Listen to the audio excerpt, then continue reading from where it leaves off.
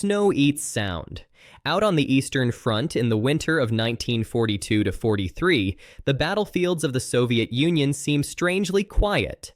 A low gray sky presses down on a landscape of churned-up fields, shattered trees, and burnt-out armor half buried in drifts.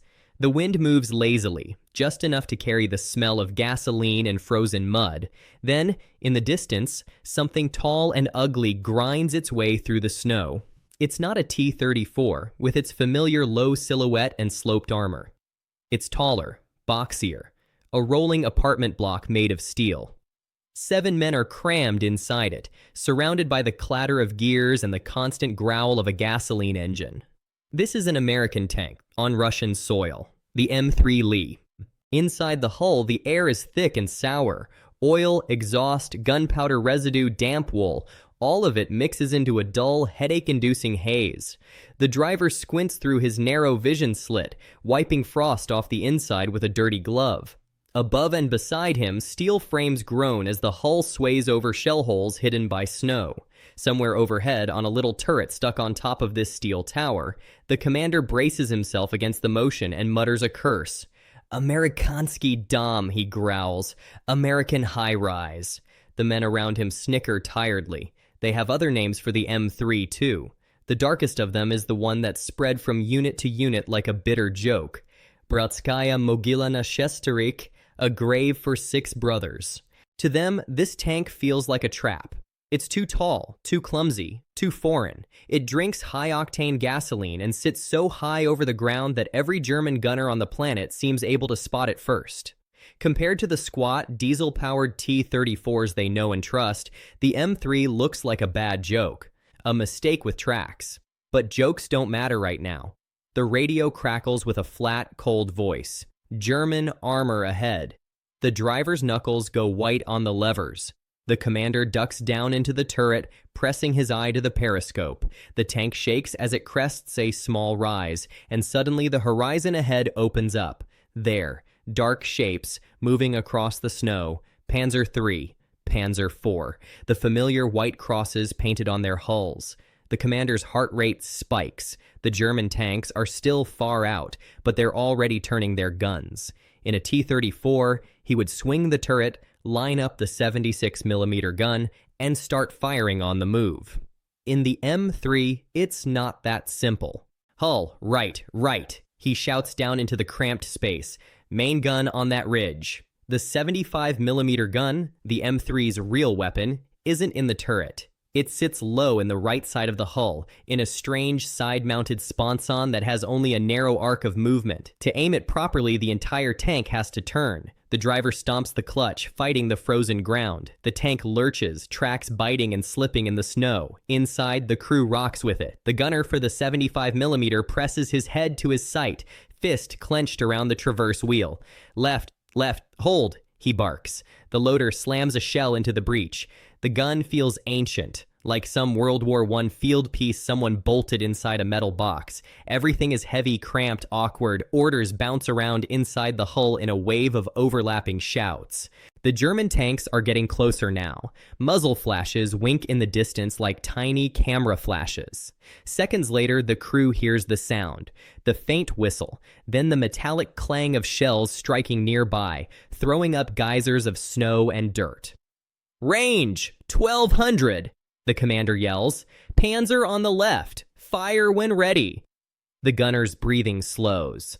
Whatever he thinks of this foreign machine, whatever curses he has for its high silhouette and bad layout, he knows one thing about it very well. The 75mm gun hits hard. "On!" he snaps. "Firing!" The loader slaps his hand onto the gunner's shoulder and ducks away. The tank bucks like it's been punched in the chest. The 75mm roars, filling the hull with blast and smoke. For a moment, the gunner's sight is nothing but white haze. Then it clears, and he sees it. The German Panzer III jolts. A burst of flame and debris erupts from the front of its hull. Its turret stops moving. Smoke begins to pour from the hatches. One of the crewmen on top tries to scramble free, then disappears in a wash of steam and fire. Inside the M3, the loader whoops. The driver lets out a breath he didn't know he was holding. Even the commander cracks a grim, tight smile. "Good hit," he says, almost surprised. Again, same range, new target. For all its awkwardness, its height, its gasoline engine that everyone fears will turn the tank into a fireball if hit, the M3 Lee has just done something simple and brutally important. It has killed a German tank. Cleanly. At range. As more shells are loaded and fired, the narrator's voice cuts in, calm and measured over the chaos. Soviet crews despised the M3 Lee. They mocked its strange shape, doubted its safety, and cursed its foreign design. To many, it truly felt like a grave for six brothers. But when the shooting started and that 75mm gun spoke, the story became more complicated. This is the tale of an ugly, unloved American tank, and the moments on the Eastern Front when its gun proved to be a potent killer. Before that American high-rise ever touched Russian snow, it began somewhere very different. Not in burning Kharkov or Stalingrad, but in Washington offices and Detroit factories, in meetings full of charts, deadlines, and fear. In 1940, the world watched what happened in France. German panzers rolled through the Ardennes, bypassed the strongest French defenses, and tore open the front. The message was painfully clear. Whoever controlled modern, fast-moving armor would control the next war. The United States, still officially at peace, suddenly had to ask a hard question. If we end up in this fight, what do we actually have to fight with? The answer was not reassuring. America's existing tanks were light, mostly armed with 37mm guns, fine for shooting trucks and thin-skinned vehicles, but totally outclassed by the kind of armor Germany was already fielding, and certainly by what they might build next. The US needed something bigger. It needed a medium tank with a gun that could actually punch through proper armor, and it needed it fast. Designing a brand new, fully modern tank with a big turreted gun would take time the Army didn't feel it had, so engineers proposed a stopgap. Instead of waiting for a perfect tank, they would build a good enough one as quickly as possible. Take a proven 75mm field gun, mount it in the hull of an existing chassis inside a fixed side sponson. Put a small turret on top with a 37mm gun for flexibility. Add machine guns. Armor it up, get it into production immediately. The result was the medium tank M3. On paper, it was a weird compromise. It had two main guns, a 75mm in the hull with limited traverse, and a 37mm in a small rotating turret on top. The armor was bolted and riveted, not welded. The engine was gasoline, not diesel. And the silhouette was enormous, tall enough that even friendly crews joked it could be seen from the next county. But that 75mm gun changed everything. Unlike the 37mm weapons of earlier tanks, the 75mm could fire a variety of shells, armor-piercing rounds strong enough to punch through the current generation of German medium tanks at typical combat ranges, and high-explosive shells powerful enough to smash bunkers, infantry positions, and anti-tank guns. It gave American and Allied forces something they desperately needed in those early years: real firepower. Factories in the United States spun up with breathtaking speed. Steel rolled in, rivets went down, engines were bolted into place. M3s started coming off the lines in large numbers. Too late to see combat in France, but just in time to become one of America's first mass-produced medium tanks of the war. The British, facing their own crisis in North Africa, snapped them up. They called the version with a British turret the Grant, and the one with the original American turret the Lee. The name M3 Lee would stick in popular memory long after the war. But thousands of kilometers away, another army was in far greater trouble. When Germany invaded the Soviet Union in June 1941, they didn't just push the Red Army back, they shredded it. Entire Soviet tank formations were encircled and destroyed. Early model T-34s and KVs proved their worth when they could be brought to bear. But there simply weren't enough of them, and many were lost due to breakdowns, air attack, and chaotic retreats. By late 1941 and early 1942, the Soviet Union was losing tanks faster than its factories. Many of them rushed eastward to escape the German advance. Could replace them. Obsolete light tanks like the T-26 and BT series burned in droves. Even modern designs were in critically short supply. The Red Army needed armor. Any armor. This is where the M3's story crosses east. Desperate for supplies, Stalin turned to the Western Allies. Through the Lend-Lease program, the United States and Britain began sending trucks, food, aircraft, raw materials, and tanks. Among the first medium tanks available in significant numbers was the M3. Convoys of merchant ships set out across the Arctic Ocean, braving U-boats, bombers, and brutal weather to reach the ports of Murmansk and Arkhangelsk. Inside many of those ships were the tall, awkward shapes of disassembled M3s, packed in crates and coated in protective grease. For American planners, the logic was clear. The M3 might not be perfect, but it was available now. It had a powerful 75mm gun, it could be shipped in quantity, and in the hands of the Red Army it could help keep pressure on Germany while more advanced designs, like the M4 Sherman, ramped up at home. For Soviet officers examining the first assembled M3s on test grounds, the reaction was mixed, even before the tank saw combat. They liked some things. The radios were generally good. The optics were often clearer than what they were used to. The gun, especially that 75mm, had solid penetration and a useful high-explosive punch, but they hated others. The height. The riveted armor, which could spit deadly fragments inside the tank when hit. The gasoline engine, which they believed was more likely to turn the tank into a fireball than their diesel-powered T-34s. And above all, the layout. The main gun stuck in the hull, forced to rely on the driver to aim the entire tank, while the commander juggled navigation, observation, and the 37mm turret gun above.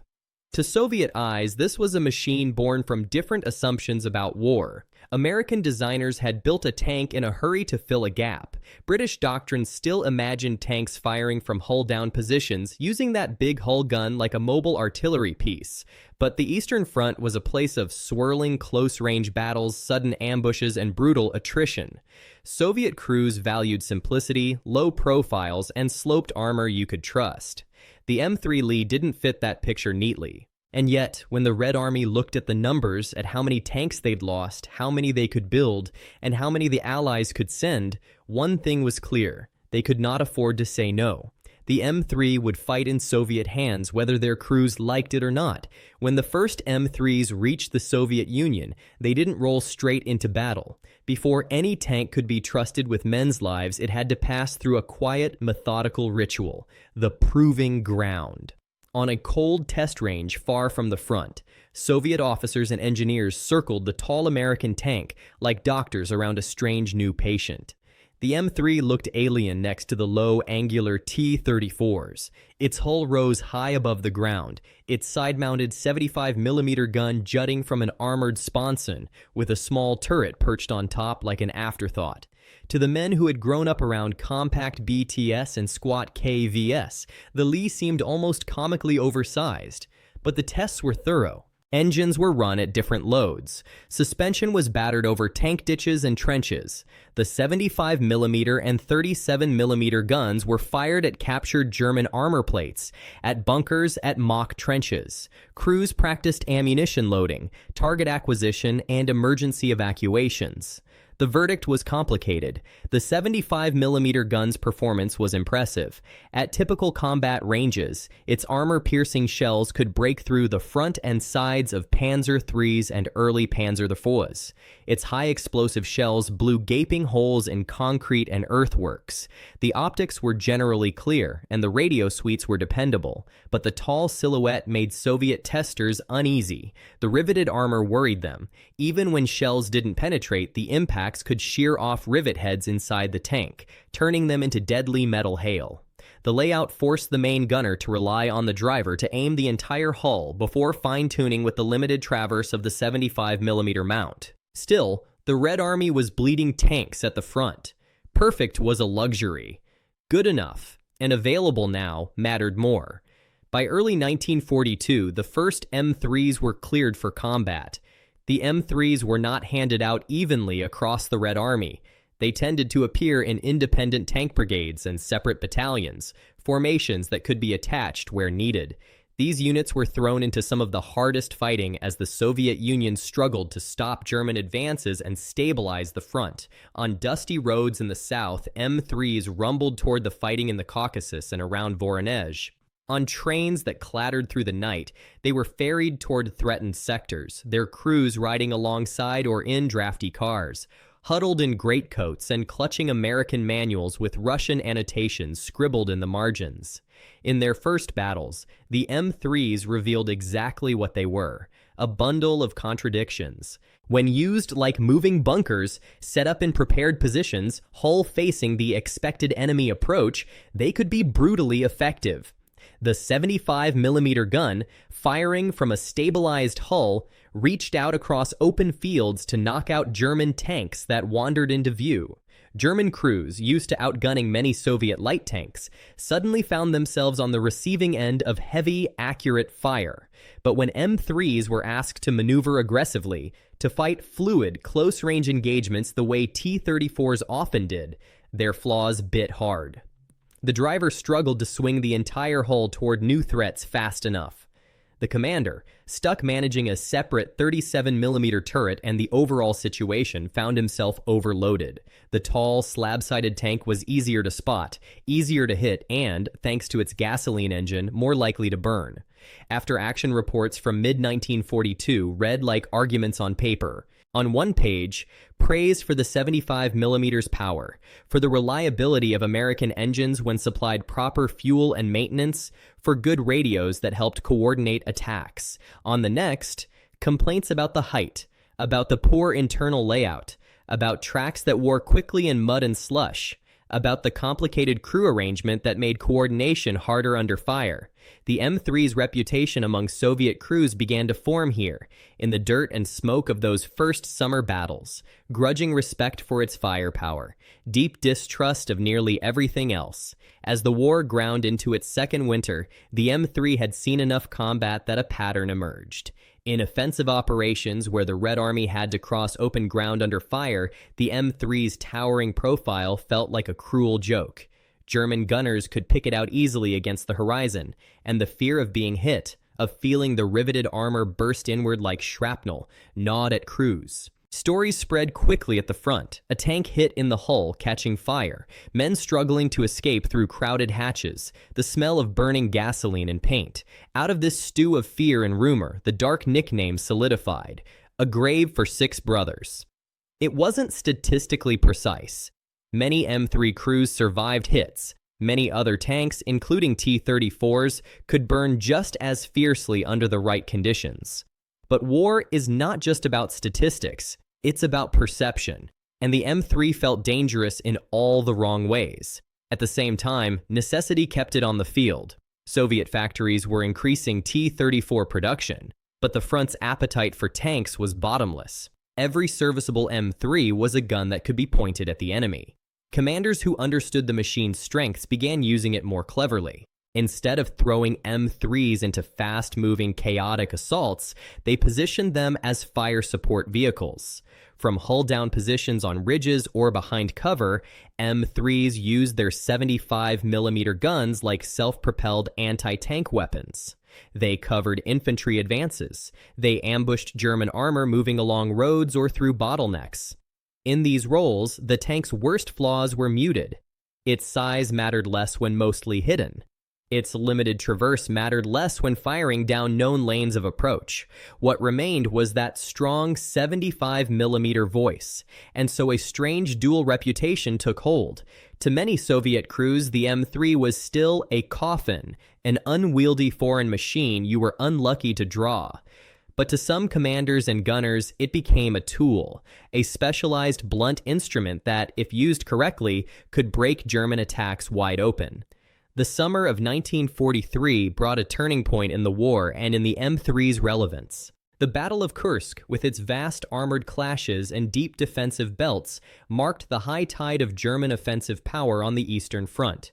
By then, new German vehicles like the long-barreled Panzer IV, the Stu G3 with improved guns, and even Tigers were appearing in greater numbers.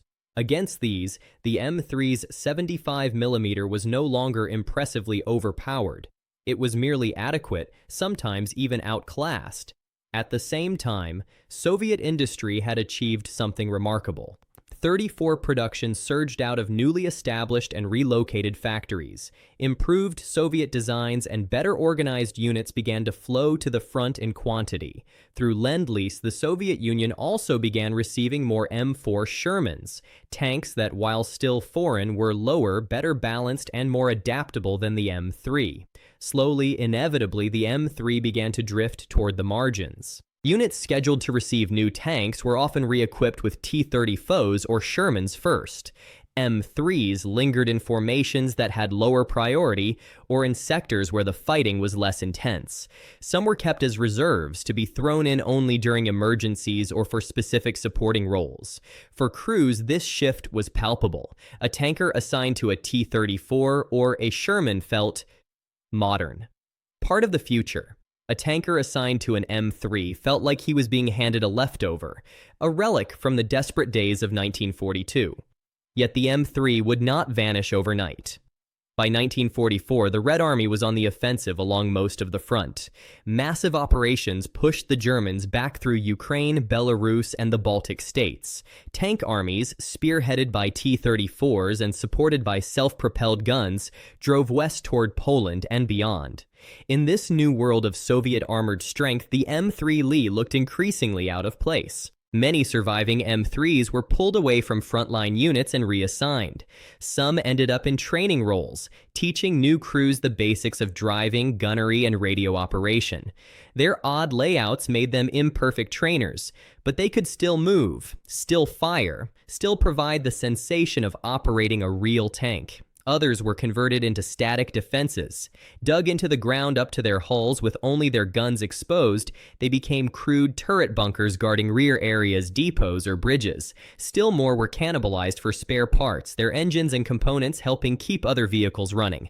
On paper, the M3 remained in inventories for a while, but in the minds of most Soviet tankers, it had already passed into the category of earlier war stuff, machines associated with the most desperate years, with defensive stands and scarcity. And yet, even as it faded, the M3 left behind a legacy of paperwork and memories, test reports, combat diaries, photographs of tall, awkward tanks trundling through Russian mud. Together, they tell a clear story. From 1941 to 1942, the M3 Lee arrived as an urgent lifeline, a flawed but useful weapon in a time of crisis. From 1942 to early 1943, it fought hard battles, earning both hatred and grudging respect from the men who crewed it. From mid-1943 onward, it was outgrown and overshadowed by better tanks, sliding into secondary roles before disappearing from the front. Its evolution in Soviet service mirrors the evolution of the war itself, from desperate defense to hard-fought parity, and finally to overwhelming Soviet strength. And through every stage, one constant ran like a steel thread through the story. Whatever they thought of the tank around it, Soviet crews never forgot what that 75mm gun could do. War is usually told in arrows on maps and numbers in columns, but for the men inside the steel, it's closer, louder, and much more personal. The story of the M3 Lee on the Eastern Front lives in those personal memories. Moments of fear, boredom, and sudden violence inside a tank, many of them wished they'd never seen. Private Nikolai S., a young conscript from near Smolensk, had never seen a car up close before the war. By 1942, he was a loader in an American tank. He remembered the first time he climbed onto the M3. It was taller than anything he'd trained on. The hull plates rose above his head. The rivets were like metal warts all over the surface, catching the light. He followed the lieutenant up the side, boots slipping a little on the cold steel, and dropped through a hatch into a world of metal and shadows. The first thing that hit him was the smell. Oil, old sweat, canvas, gasoline. It was nothing like the farm, nothing like home. The second thing was the noise. Metal clanking, someone swearing as they knocked their elbow against a brace, the distant bark of an instructor calling for them to move faster. "Welcome to the Amerikansky," the lieutenant said dryly. "You'll hate it soon enough." Nikolai spent his first weeks learning the tank's insides by feel, where the shells were stored. how to swing his body in the cramped space to grab one, how to slide it into the breech without smashing his fingers when the gun recoiled. He learned how many seconds it took his driver, Yuri, to pivot the hull a few degrees when the gunner shouted for more traverse. They practiced loading drills until his arms burned. When the instructor yelled, "Hit," and the tank filled with simulated smoke, they practiced bailing out, kicking open hatches, clambering out of the tight spaces, dropping to the ground and rolling away. In those drills, the M3 felt like a maze. "Too many of us, not enough tank," Yuri would grumble, wiping grease off his hands. You want my opinion? This thing was designed by a committee that never had to climb inside. But there was one part of training that no one disliked. Live fire. The first time the 75mm went off, the entire crew flinched. They'd been warned about the blast, the way it shook the hull and hammered their chests. Even so, the shockwave seemed to punch right through Nikolai's ribs. Then the instructor's voice came over the intercom, calm and satisfied. "Target destroyed. Again." Through a vision slit, Nikolai caught a glimpse of the impact downrange. A wrecked old hull, painted with German crosses, now broken open where the shell had gone in. For a moment, it was easy to forget the tank's height, its awkward layout. This metal box might be a trap, but it carried a gun that turned enemy armor into scrap. "Maybe not such a bad coffin," the gunner joked quietly, "as coffins go." One of the M3's harshest tests wasn't a battle at all. It was a march. In the autumn of 1942, a brigade that included a company of M3s was ordered to redeploy, several hundred kilometers along a mix of dirt tracks, half-built roads, and rutted farm lanes glistening with rain. German pressure had shifted. The tanks had to shift with it. For days, the M3s lumbered along, engines droning. Inside, the crews were slowly worn down, not by enemy shells, but by the grind of the machine itself. The engine heat turned the hull into an oven during the day. Then at night, when the temperature dropped, everything felt damp and freezing. Condensation beaded on the steel. Breath hung in clouds. Mud seeped in through every gap when they stopped to sleep. Track problems appeared first.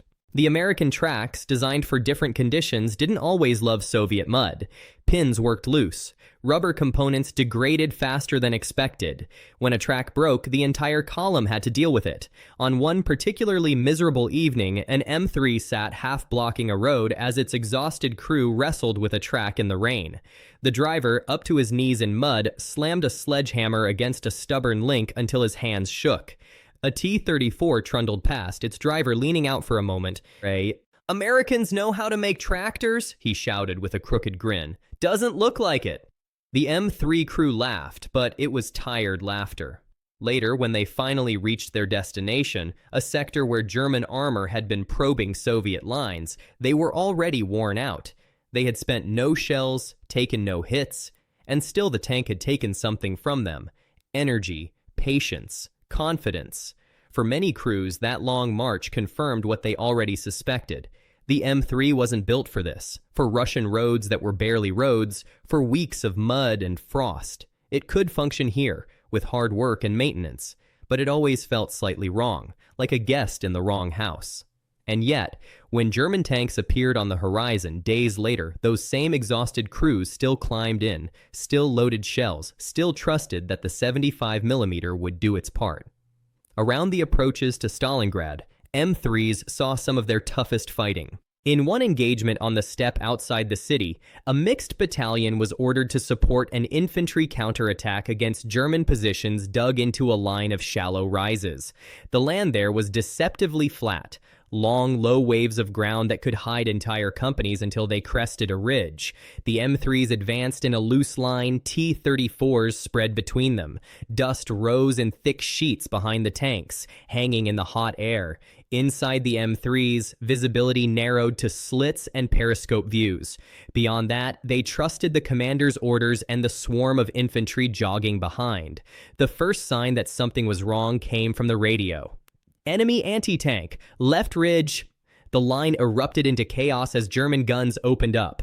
Shells slammed into the front ranks, throwing up dirt and smoke. A T-34 on the far right jerked to a stop, a hole in its turret glowing orange around the edges. Its commander scrambled out in flames, then fell still. In one M3, the commander punched his driver's shoulder. "Stop! Hull left! Left!" The driver swung the tank just enough. The 75mm barked, and a German PK gun on the ridge vanished in a cloud of earth and splinters. But for every gun they knocked out, it felt like another was waiting. A shell hit the M3's glacis with a sickening clang. Inside, everyone flinched.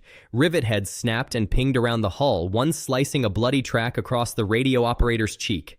The loader tasted blood and shouted without realizing it. "We're hit! We're hit! We're fine!" The commander snapped back, more harshly than he meant. He checked his panels, listened for the telltale crackle of fire, smelled only cordite and dust. "We're fine. Load." The gun kept firing. Minutes stretched into an eternity of loading, firing, swinging the hull, moving forward a little, backing up a little, trying to find any edge in a landscape where the enemy was dug in and waiting. By the end of the fight, the Soviet infantry had taken the first line of ridges at terrible cost. Several tanks burned on the field, including more modern machines. Smoke lay over the steppe like a dirty veil. The M3 crew that had taken the glancing hit limped back to a reassembly point. Outside the tank, in the harsh light of late afternoon, the damage was clear. A dented plate, scarred rivet heads, a smear of burned paint. The radio operator wiped the dried blood from his face and looked at the hull.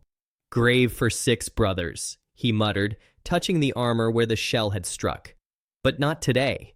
They all looked at the 75mm barrel above his head, blackened and hot. "Not today," the commander agreed.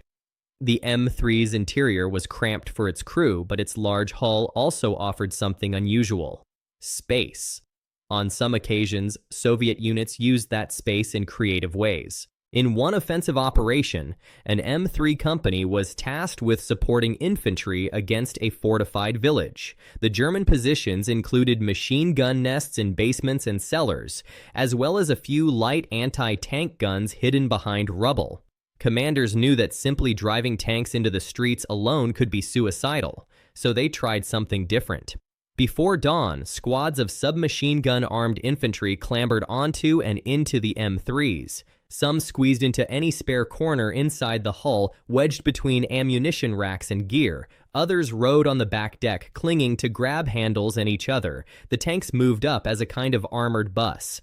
As they reached the outskirts under sporadic fire, the M3s used their 75mm guns like hammers. They fired high-explosive shells into suspected strongpoints, blowing open walls and collapsing rooflines. Then they advanced just close enough for the infantry to dismount, pouring into the gaps. "Go! Go! Go!" a sergeant yelled as he slapped the side of an M3. His men sprinted forward, slipping through the dust and smoke, taking cover in the shadows of the smoking buildings the tank had just battered. Once the infantry was inside, the M3 crew shifted roles again. They became a roving gun platform responding to calls over the radio. "Machine gun nest, second house from the square. Anti-tank gun in the garden behind the blue fence." The tank would lurch forward or back, hull swinging awkwardly as the crew tried to line up the 75mm through narrow streets. Sometimes the limited traverse was a curse. The gunner would be almost on target, but not quite, forced to wait while the driver adjusted the entire vehicle. But when the barrel lined up and the shell went home, German positions simply ceased to exist. By the end of the day, the village was in Soviet hands. The M3s were chipped, scratched, and one had a cracked track link, but they were still running. Infantrymen who had ridden in them that morning now sat on their hulls, lighting cigarettes, too tired to complain about the cramped ride. "American tank," one of them told a friend later. "Ugly as sin, but if one parks in front of a house, that house is finished." One of the strangest human stories came late in the M3's frontline life, when a worn-out Lee, kept in service almost by inertia, found itself in a duel it was never meant to win. It happened during a chaotic engagement on a forested sector. Units were mixed, communication lines were frayed. Somewhere in that confusion, an M3, separated from its company, rolled out of a copse of trees and found itself staring at a German self-propelled gun across a small clearing. The range was short, too short for comfort. The German vehicle, a Stu-G with a long-barreled gun, swung its cannon toward the M3.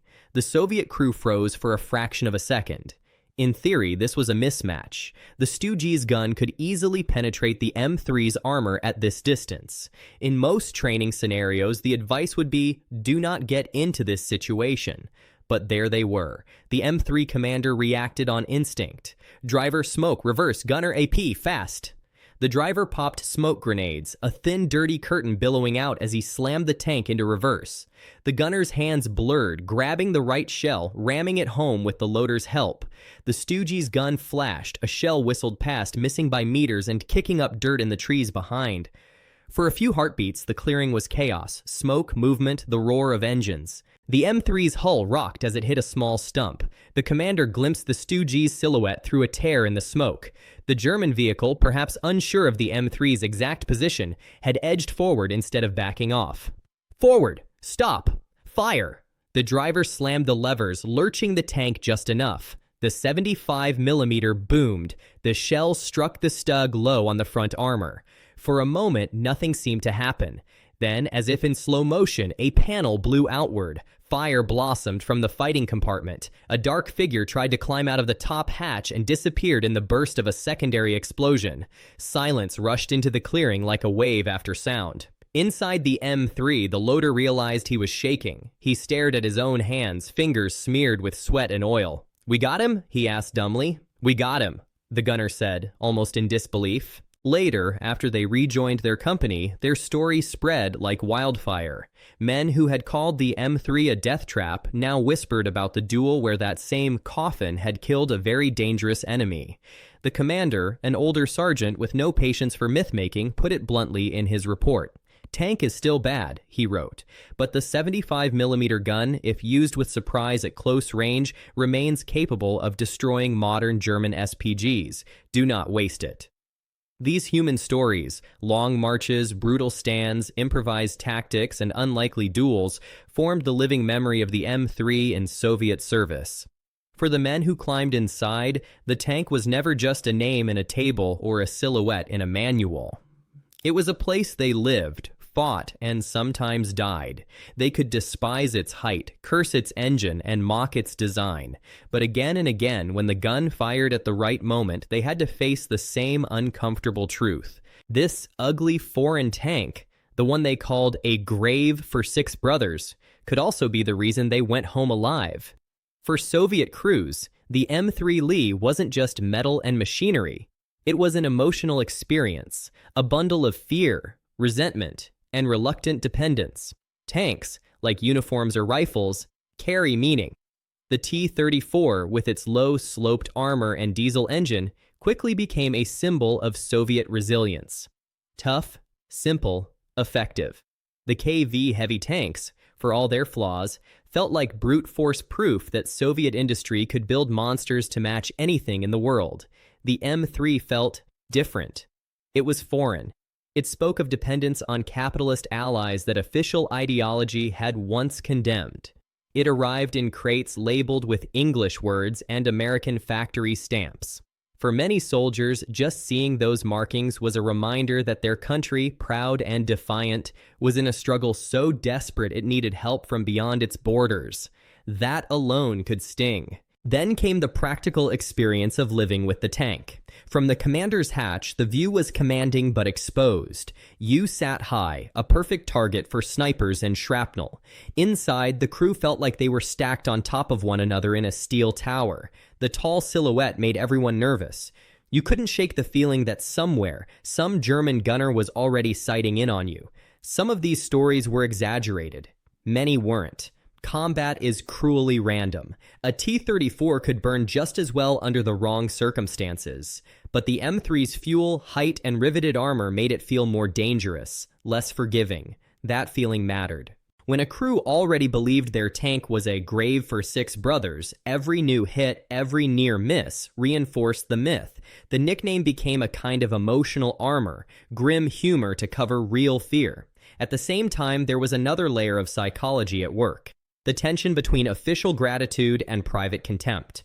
Political officers reminded troops that Lend-Lease aid was a sign of Allied solidarity, proof that the Soviet Union was not alone. They pointed to trucks, food, boots, and tanks like the M3 as tools that helped keep the front from collapsing in 1942. But at the front, crews compared machines, not speeches. They looked at T-30's foes with envy. When a unit with mixed equipment lined up, Soviet tanks here, American ones there, men joked darkly about which row they wished they'd been assigned to.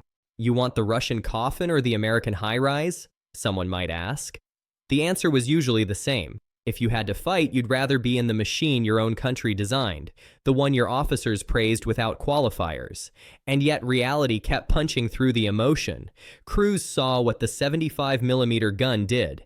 They saw German tanks stopped dead in their tracks, concrete bunkers blown open, machine gun nests silenced with a single well-placed shell.